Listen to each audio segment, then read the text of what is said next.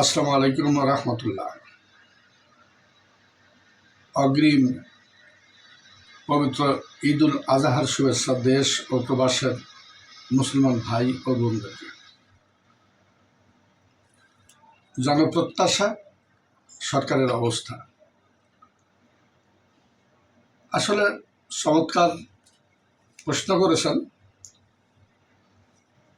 এই জনগণ যা প্রত্যাশা করে আর সরকার যেটুকু বাস্তবায়ন করছে, অর্থাৎ তার যে সমাধানগুলো, চাহিদাগুলো পূরণের জন্য যে ব্যবস্থাগুলো নিচ্ছে, সেটা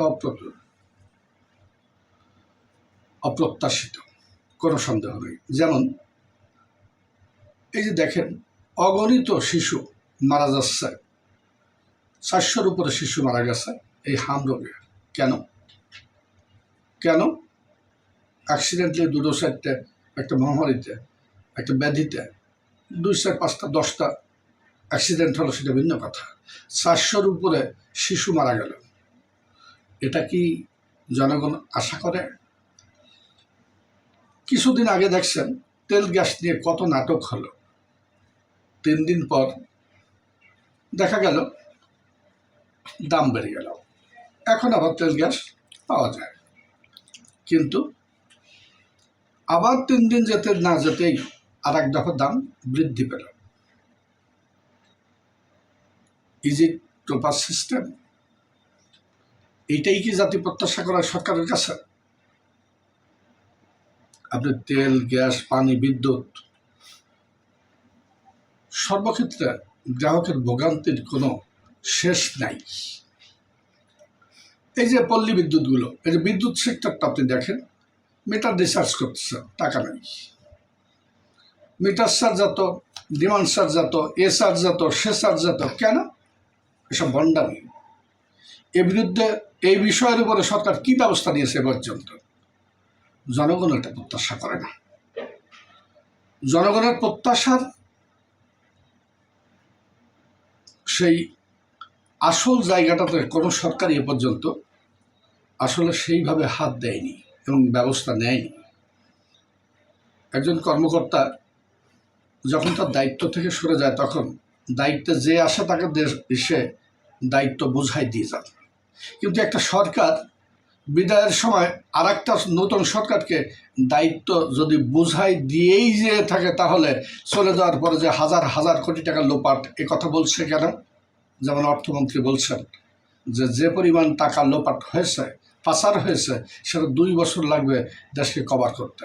ভালোই তো, এর মাঝে আর এক সরকার আসবে, তারা আবার এরকম হাজার হাজার কোটি টাকা লোপাট করে যাবে, তারপরে সেটা করতে আরও কয়েক বছর লাগবে। জনগণ এটা আশা করে না। আপনার বিএনপি বলেন, আওয়ামী লীগ বলেন, জামাত বলেন, জাতীয় পার্টি বলেন, গণ অধিকার বলেন, যে কোনো দলই বলেন না কেন, এই দল দেখে জনগণ মাথায় পটি দেবে। সে ঠিকমতো খেতে পারবে না, নিরিবিলি পথ চলতে পারবে না, শান্তিতে রাত্রি ঘুমোতে পারবে না, কোনো নিশ্চয়তা নেই। সব জায়গাতে সাদাবাজি, ধান্দাবাজি, অনিয়ম, দুর্নীতি জর্জরিত দেশটা, জাতি। এটা অপ্রত্যাশিত। আজকে দেখেন, স্বাধীনতার পর থেকে এ পর্যন্ত যত বিষয়ের উপরে এই ফতোয়া আমরা শুনলাম, আজকে এক ফতোয়া শুনি, 3 দিন পরে যে নতুন করে আর একটা ফতোয়া শুনি। এখন এসব ফতোয়া শেষ কোথায়? আমরা যারা ইসলামিক চিন্তাবিদ নই, আমজনতার লাইনে যে মানুষগুলো, যারা এই লাইনে লেখাপড়া করে নাই এবং ব্যাপক অভিজ্ঞতাও নেই, আমরা তো যা শুনবো, যা দেখব, তাই শিখব। তাহলে আপনি এই যে একটা সাধারণ জিনিস দেখেন, রাজবাড়িতে মাজার থেকে তুলে তাকে সেই লাশটা পোড়ানো হলো, সারা দেশে অগণিত মাজার ভাঙচুর করা হলো, কিন্তু কই স্বাধীনতার পরে যেহেতু অন্য কোনো সরকার আমলে তো এরকম কিছু দেখা যায়নি। তাহলে সব বেদাত কি এখন এসে এই 25-26 এসে জড়ো হয়েছে?